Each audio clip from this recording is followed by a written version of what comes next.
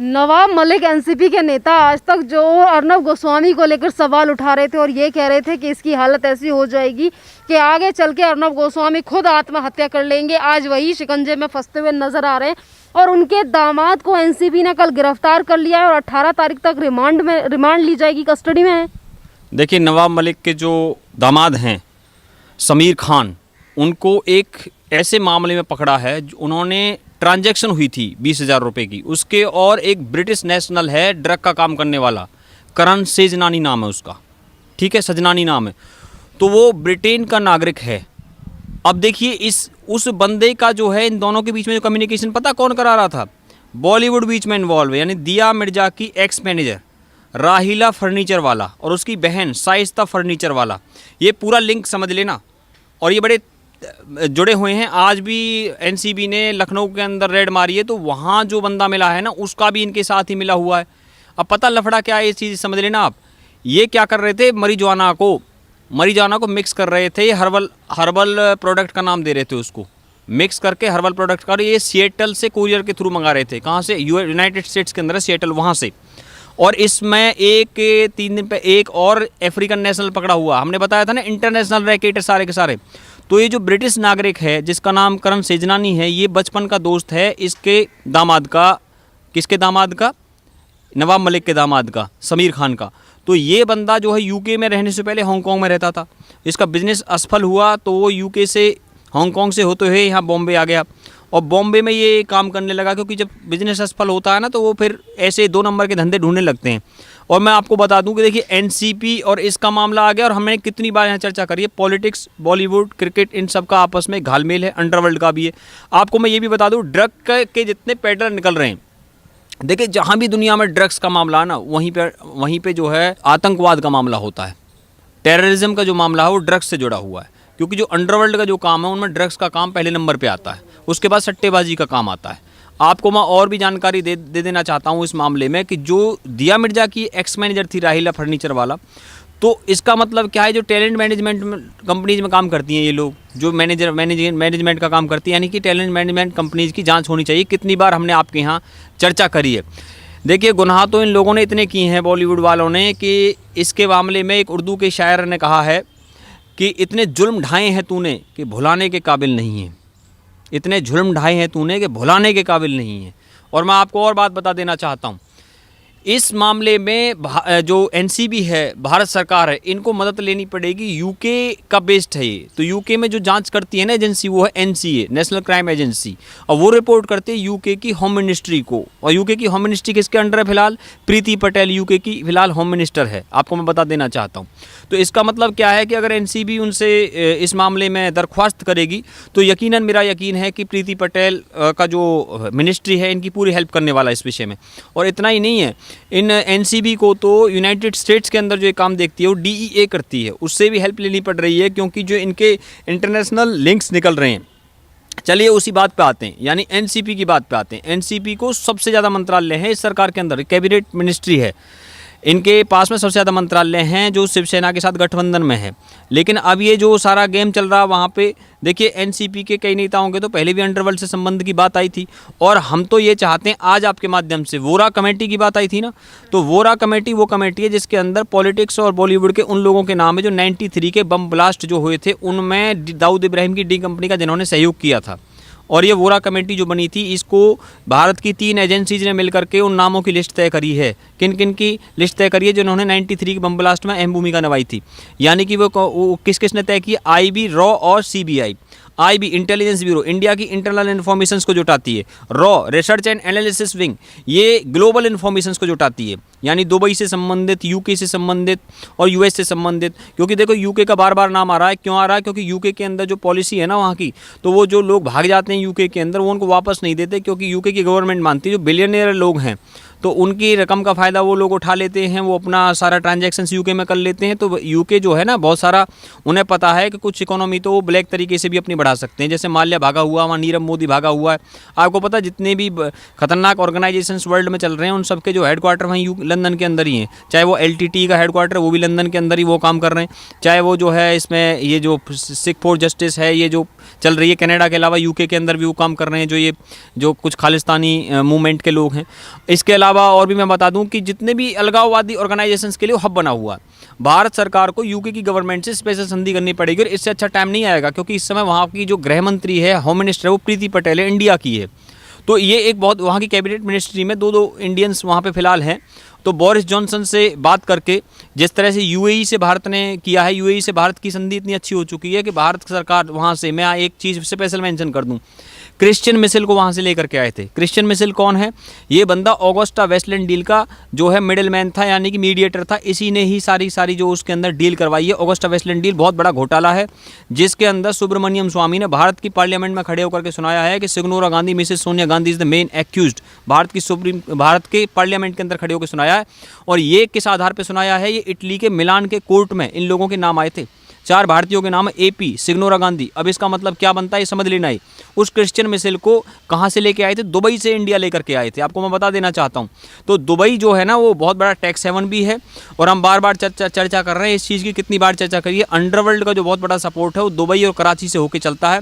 उसमें ISI involve है और उसके अंदर जो है दुबई का डी गैंग इन्वॉल्व है। और मैं आपको ये भी बता देना चाहता हूँ इस मामले पर कि जब बॉम्बे में ये लोग काम कर रहे हैं, इनको प्रोटेक्शन मिली है उन लोगों की तरफ से।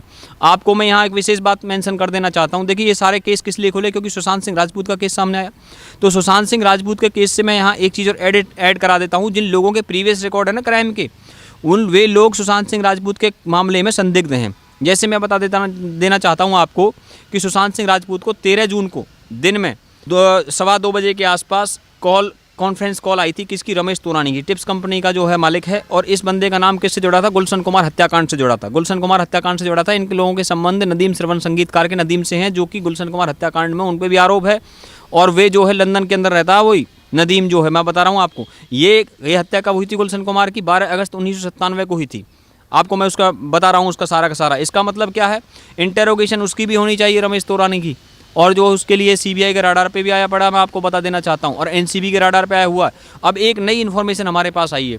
अब ये सारी एजेंसी जो बॉम्बे में काम कर रही है ना, ये अब सुप्रीम कोर्ट में जो है अर्जी लगा करके और ज़्यादा टाइम मांगना चाहती है। टाइम क्यों मांगना चाहती है? क्योंकि इतना सारा नेक्सस निकल करके आ गया। वहाँ पता हो, पान वाले भी, कोई मुच्छड़ पान वाला है, वो 1977 में वहाँ इलाहाबाद से वहाँ शिफ्ट हो गया। एक पान की दुकान चलाता था। उसके वेयर हाउस के अंदर 500 ग्राम जो है उसके अंदर वहाँ गांजा मिला है। इसका मतलब क्या है? इसका मतलब ये इतना मिल रहा है। पता कितना मिल रहा है? जब ये करण सेजनानी को किया है तो उसके पास से पता कितना मिला है? 500, उसके अंदर 200 किलो मिला है। ये पता कितना होता है? ये इतना होता है 20 साल की सज़ा होगी इस पर। साधारण नहीं है, क्योंकि स्मॉल क्वांटिटी पे 10 साल की सज़ा है। स्मॉल क्वांटिटी से ऊपर है, यानी उसकी एक गाइडलाइन डिसाइडेड है कि इतना गांजा, इतना कोकेन, पूरी गाइडलाइन डिसाइडेड है। और अगर कमर्शियल क्वांटिटी से ऊपर पाया गया, यानी बहुत ज़्यादा मात्रा में पाया गया, तो 20 साल की जेल होती है। आपको मैं बता देना चाहता हूँ। 30 से 35 ड्रग पेडलर अंदर कर ही रखें। रिया चक्रवर्ती के मामले में भी आपको पता, वो भी ड्रग्स के केस में अंदर गई थी। और मैं आपको बता देना चाहता हूँ, उसको बेल तो हो गई है, लेकिन उस पर 2 मामले हैं। एक मामला तो वो है जिस पे उसकी बेल हुई है, जो ड्रग्स उसके पास पाया गया है, जो सोविक चक्रवर्ती लेकर के आता था, अनुज केसवानी, जो एक ड्रग पेडलर के थ्रू, और उसके संबंध रीगल महाकाल से, जो कि बॉलीवुड की बड़ी बड़ी पार्टियों में ड्रग्स पहुँचाने का काम किया करता था। ये नेक्सस हैं, इनको मैं सबको खोल रहा हूँ यहाँ पे। चलो मैं आगे बताता हूँ। दूसरा मामला बनता है उस पर कि जो सुशांत को धोखे से ड्रग्स दिया जा रहा था, उस मामले में जो है इन्होंने ही उल्टी रिया चक्रवर्ती ने सुशांत की बहनों पे केस कर दिया है। लेकिन असलियत क्या है उस मामले की? अगर उस मामले में जो मेडिसिन उसे दी जा रही थी वो ड्रग्स था, मेडिसिन था। क्योंकि क्या होता है कि जब डॉक्टर प्रेस्क्राइब कर देता है तो वो जो अलाउड हो जाता है। तो जब मेडिसिन जो पाई गई है, उन मेडिसिन जो पाई गई हैं, उनको रिया चक्रवर्ती, उसमें स्पष्ट तौर पर सजा होगी यदि वो प्रेस्क्रिप्शन का जो मामला है डॉक्टर के थ्रू 164 CRPC, जो कि मजिस्ट्रेट को बयान होता है, जिसको आप चेंज नहीं कर सकते हैं, उसमें अगर रिकॉर्ड स्टेटमेंट चली जाती है तो ये ज़्यादा गंभीर मामला है। ये समझ लेना ये बात को। इसलिए रिया चक्रवर्ती ने सुशांत की बहनों पे केस किया ताकि इसमें मैं सज़ा से बच जाऊं। क्योंकि दूसरे मामले में तो उसे पता है सब कुछ, सोविक पे डाल करके भी ये निकल सकते हैं। लेकिन इस मामले में जो धोखे से मेडिसिन दी जा रही थी सुशांत सिंह राजपूत, तो इस मामले में स्पष्ट सज़ा होगी उसकी। लेकिन इन्होंने जो आप विकास सिंह वहाँ पहली बार बॉम्बे में जाकर के पेश हुए, मैं ये भी याद दिला देना चाहता हूँ, विकास सिंह ने प्रेस कॉन्फ्रेंस जो करी थी, उस प्रेस कॉन्फ्रेंस में उन्होंने इस चीज़ का जिक्र किया जो मैं यहाँ बता रहा हूँ। और उसमें उन्होंने ये, देखिए अभी क्या है कि CBI की एक नई टीम बनी है सुशांत सिंह राजपूत के मामले में। ऐसी सोर्सेज से इन्फॉर्मेशन आ रही है, ठीक है। मैं भी अपने सोर्सेज से जानकारी प्राप्त कर रहा हूँ। और भाई देखिए, हमारे लिए इम्पोर्टेंट बात ये है कि चाहे वो नई टीम बन जाए और चाहे पुरानी टीम काम करे, हमारे लिए इम्पोर्टेंट ये 302 की धारा लगनी चाहिए। हमारे लिए इम्पोर्टेंट ये जल्द से जल्द चार्जशीट फाइल होनी चाहिए, और हमारे लिए इम्पोर्टेंट ये फास्ट ट्रैक कोर्ट में केस डालना चाहिए। खेल क्या होते हैं कि आज तक मैं आपको बता देना चाहता हूँ भैया, जिया खान के मामले में भी सीबीआई जांच कर रही है, 7 साल हो गए अभी तक, उसमें भी जो है रिपोर्ट नहीं आ रही है ठीक से, क्योंकि उसकी जो माँ है अकेली वो हारी नहीं है। राबिया खान एक्ट्रेस रह चुकी है, नई बात बता रहा हूँ, एक्ट्रेस रह चुकी है खुद रही है राबिया खान भी। लेकिन क्या हो रहा है कि जो बॉलीवुड के जो स्टारों का एक बहुत बड़ा नेक्सस वहाँ पर है, उसको लेकर के जो इतना बड़ा मामला हुआ पड़ा है कि अब एनसीबी ने जब ये चैन खोली है, एनसीबी की हम बात कर रहे हैं, तो एनसीबी जब इसमें गई उसमें इतने रूट मिल गए, ग्लोबल लेवल पे मिले।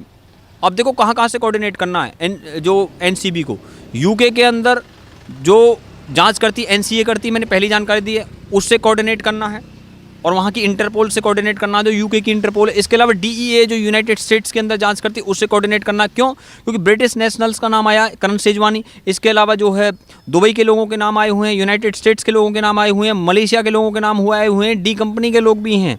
और मैं आपको बता दूं ये जो पूरा नेक्सस है, आपको पता टैलेंट मैनेजमेंट कंपनी का जहाँ तक मामला, पता कितना गंभीर मामला है। दिया मिर्जा की एक्स मैनेजर है राहिला फर्नीचर वाला।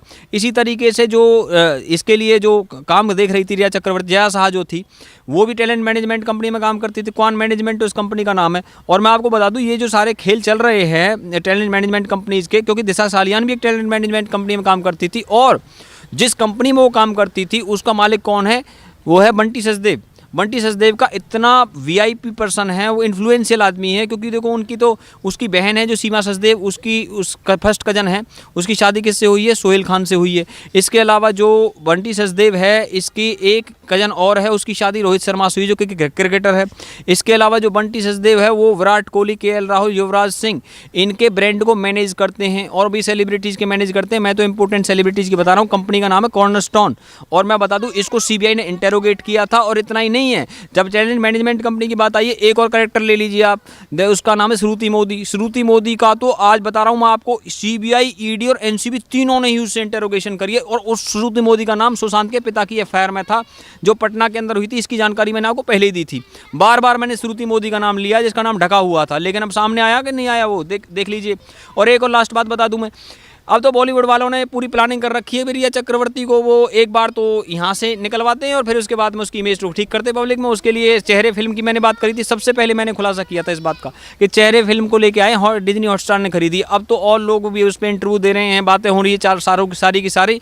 लेकिन हम इस मामले में क्या करने वाले हैं, हमने तो अपना फोकस लगाया हुआ किस बात पे कि भाई 302 की धारा जल्द से जल्द चार्जशीट और fast track court Sushant Singh Rajput के मामले में हो, और जितना टाइम लेना है एनसीबी और टाइम ले ले, लेकिन इसके सारे रूट्स को निकाल ले, और इंटरपोल से और एनसीए से और डीईए से जो ग्लोबल लेवल पे लिंक है उनको निकाल करके इनको सजा देने का इस अंदाज में काम करे कि जो आगे से कोई इस तरीके का काम ना करे, एक नज़ीर पेश हो। और जो एनसीबी की जो पार्टी है ना, वहाँ पे कितनी बार हमने कहा है कि एनसीपी की जो पार्टी है, ये जो शरद पवार की पार्टी है, शिवसेना के साथ गठबंधन में है, नापाक गठबंधन है। ये लोग क्या है कि 2 नंबर के काम तो पहले ही चलते थे, इन्होंने गठबंधन ही इसलिए किया है।